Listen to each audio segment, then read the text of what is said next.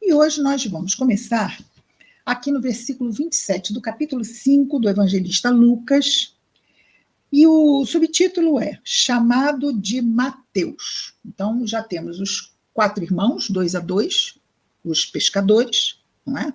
André e Pedro, Tiago e João. E agora nós vamos ter mais um. O Jesus já poderia ter discípulos, já poderia ter aqueles que o seguiam? Já. Mas uma coisa é ser discípulo, outra coisa é ser apóstolo. Nunca esqueçamos disto. Jesus tinha aproximadamente entre 70 e 72 discípulos. E tinha 12 apóstolos. Os apóstolos são escolhidos pelo mestre, são treinados pelo mestre e recebem tarefas do mestre. O discípulo é aquele que decide seguir. Nós podemos nos considerar discípulos? Podemos. Decidimos seguir Jesus. Pronto, paramos para ouvi-lo, tentar trazê-lo para a nossa vida. Só que os discípulos da época, eles seguiam Jesus mesmo, não é? Iam lá atrás dele. Mas, muitas vezes, ele se recolhia, ele e os 12, e haviam coisas que ele só conversava com os 12. Porque sobre os ombros dos 12 é que estariam as mais duras tarefas de disseminação do evangelho, não é? Já tem gente pensando aí, mas ele errou quando escolheu o Judas. Jesus errou quando escolheu Judas? Foi isso que eu ouvi? Não. Jesus, ele mostra no grupo que ele escolheu, grupo de pessoas, ele mostra que nos conhece. E até mesmo os mais fracos ele convida. Não é porque somos frágeis que vamos cair, é. Ele não convida apenas fortes. Quantos fracos se aproximam? Precisamos, quando fracos nos aproximamos, trabalharmos para nos fortalecermos. Definição do verdadeiro espírita, verdadeiro cristão, o homem de bem, não é? Reconhece-se pela sua transformação moral, pelos esforços que faz em conter as más tendências. Ora, Judas cedeu a uma má tendência. E é muito importante ter este exemplo no colégio apostólico. Porque isto pode acontecer quando nós reencarnamos. Ninguém, quando reencarna para se trair. Não é verdade? Ninguém reencarna para ser assassino, para ser traficante de drogas, para ser um criminoso de que tipo for. Ninguém nasce para isso. Nós somos preparados para enfrentarmos provas e expiações e sermos bem-sucedidos em todas.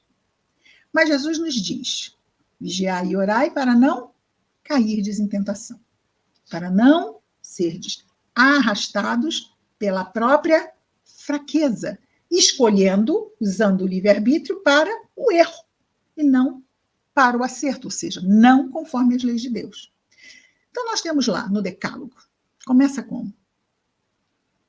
Não matarás, não é? Não roubarás, está muito claro aquilo ali, não é? Então, esses primeiros 10 que vieram recebidas por Moisés, está muito claro, um montão de não, que não deve nem cobiçar, não se deve cobiçar, não se deve matar, não se deve roubar, um montão de coisa está lá. Não vamos nem entrar na profundidade que já é a segunda revelação com o Evangelho, que é muito mais o quê? Mais detalhada, vamos dizer, aprofundada. Primeiro é o não, que nem a gente faz para a criança, não fala? Não mexe aí, não sobe aí. A gente só fala assim, não faz isso, não bota a mão aí, não bota a mão na tomada. É tudo cheio de não. Os 10 mandamentos. Então, nós somos informados, mas temos o quê? Temos a fraqueza moral ainda, que são os vícios morais, que são os condicionamentos no erro.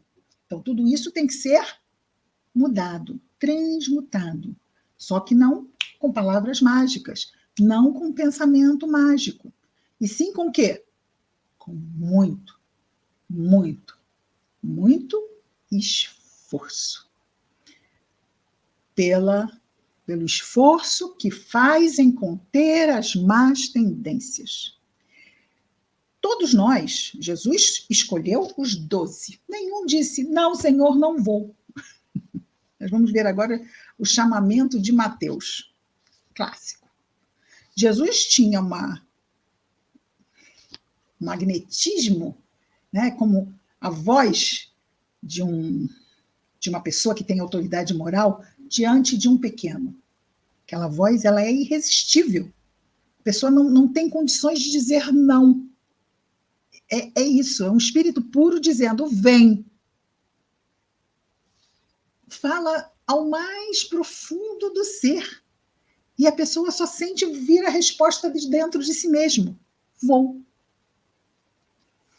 Porque é isso, nós somos centelhas divinas, não é? Somos filhos de Deus.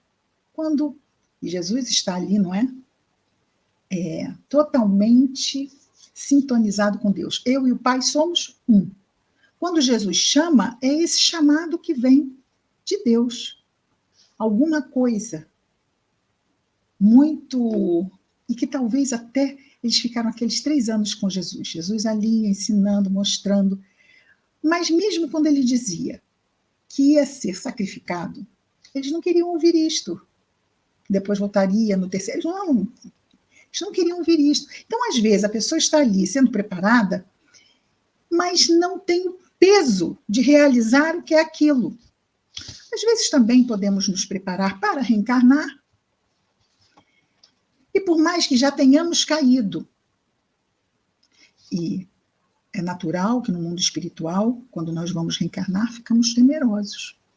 Exatamente de quê? De voltarmos a cair, nós já caímos antes. Não queremos, mas precisamos enfrentar. Somos preparados para isto. Não podemos subestimar